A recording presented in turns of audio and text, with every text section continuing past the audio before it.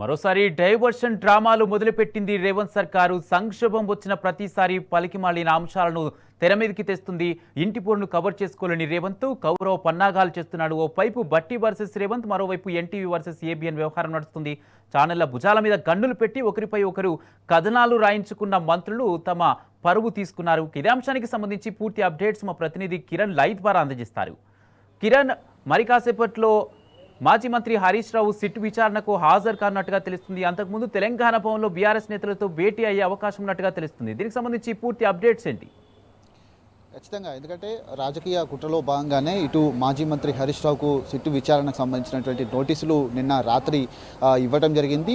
Jubilee Hills police స్టేషన్కి ఈరోజు రావాలి, విచారణకు రావాలంటూ కూడా ఫోన్ ట్యాపింగ్ కేసుకు సంబంధించినటువంటి అంశాలు తనకు సిట్టు విచారణకు సంబంధించి ఇటు నోటీసులు కూడా జారీ చేశారు. అయితే మరి కాసేపట్లోనే ఇటు మాజీ మంత్రి హరీష్ రావుతో పాటు బీఆర్ఎస్ వర్కింగ్ ప్రెసిడెంట్ కేటీఆర్తో పాటు పార్టీ నేతలంతా కూడా, ముఖ్య నేతలంతా కూడా అందుబాటులో ఉన్న వాళ్ళు తెలంగాణ భవన్కు రావాలని కూడా సూచించారు. ఇక్కడ మీటింగ్ పెట్టుకున్న తర్వాత 10:30 ప్రాంతాల్లో అటు జూబ్లీహిల్స్ పోలీస్ స్టేషన్ వెళ్లేటువంటి అవకాశాలు అయితే మనకు స్పష్టంగా కనిపిస్తూ ఉన్నాయి. ఈ నేపథ్యంలోనే ఈ ఫోన్ ట్యాపింగ్ కేసుకు సంబంధించినటువంటి అంశంలో పూర్తిగా వచ్చినటువంటి నేతలంతా కూడా ఇక్కడ భేటీ అవుతారు. అయితే రాజకీయ కుట్రలో భాగంగానే తనకు నోటీసులు జారీ చేశారని కూడా బీఆర్ఎస్ నేతలంతా కూడా ముక్తఖండంతో ఖండించడం జరిగింది. ప్రధానంగా ఫోన్ ట్యాపింగ్ కేసు అంశం అనేది ఇప్పటివరకే సుప్రీంకోర్టుకు సంబంధించినటువంటి అంశంలో కూడా ఆ కేసును కూడా కొట్టివేయడం జరిగింది. గతంలో మాజీ మంత్రి హరీష్ రావుతో పాటు, కేసీఆర్తో పాటు ఇట్లా ముఖ్య నేతలందరికీ కూడా కేసును సుప్రీంకోర్టులో విచారణ జరిగింది. ఆ కేసు కూడా కొట్టివేయడం జరిగింది. అయితే ఇప్పుడు అటెన్షన్ డైవర్షన్కు పాలిటిక్స్కు పాల్పడుతున్నటువంటి రాష్ట్ర ప్రభుత్వం రేవంత్ రెడ్డి పూర్తిగా నిన్న సిబిఐ ఎంక్వైరీ వేయాలి,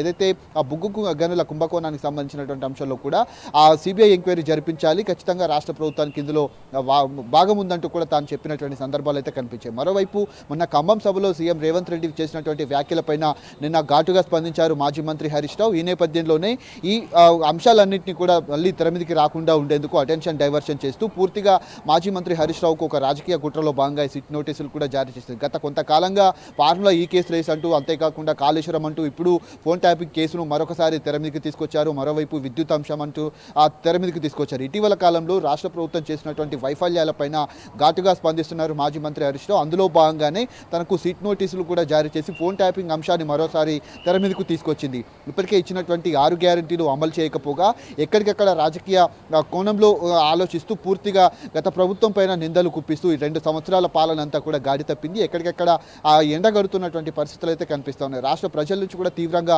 వ్యతిరేకత లభ్యమవుతున్నటువంటి నేపథ్యంలో పూర్తి స్థాయిలో ఇటు ముఖ్య నేతలందరినీ కూడా ప్రతిపక్షాలను ఇబ్బంది పెట్టేటువంటి కుట్ర రాష్ట్ర ప్రభుత్వం చేస్తుంది.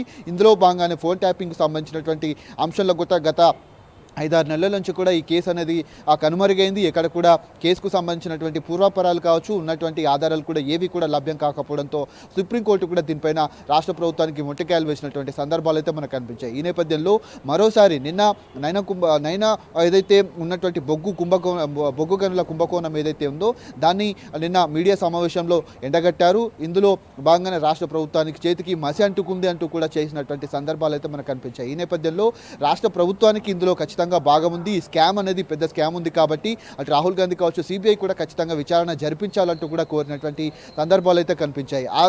ఆ వార్త మరొకసారి తెర మీదకి రాకుండా ఉండేందుకు అటెన్షన్ డైవర్షన్ చేయాలి. ఖచ్చితంగా ఈ అంశంలో రాష్ట్ర ప్రభుత్వం కూడా ఈ అంశంలో సిట్ నోటీసులు కూడా జారీ చేసినటువంటి నేపథ్యంలో 11 గంటలకు జూబ్లీహిల్స్ పోలీస్ స్టేషన్కు రావాలి, సిట్ విచారణకు రావాలంటూ కూడా నోటీసులు జారీ చేశారు. ప్రధానంగా బీఆర్ఎస్ వర్కింగ్ ప్రెసిడెంట్ కేటీఆర్తో పాటు ముఖ్య నేతలంతా కూడా ఇచ్చినటువంటి సిట్ నోటీసులను ఖండించారు.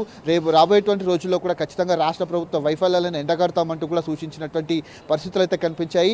మరి కాసేపట్లోనే తన నివాసం నుంచి మాజీ మంత్రి హరీష్ రావు కావచ్చు, అంతేకాకుండా బీఆర్ఎస్ వర్కింగ్ ప్రెసిడెంట్ కేటీఆర్తో పాటు మిగతా ముఖ్య నేతలంతా కూడా తెలంగాణ భవన్కు రావాలని కూడా సూచించారు. తెలంగాణ భవన్ చుట్టూ కూడా భారీగా పోలీసులను కూడా మోహరించినటువంటి సిచ్యువేషన్ అయితే మనకు కనిపిస్తుంది. రాష్ట్ర ప్రభుత్వం 2 సంవత్సరాలు గడుస్తున్నప్పుడు కూడా ఇచ్చిన ఏ ఒక్క హామీ కూడా నెరవేర్చలేదు. రాష్ట్ర ప్రజలంతా కూడా తీవ్ర ఇబ్బందుల్లో ఉన్నారు. ఆ పాలనను అంతా కూడా పక్కన పెట్టి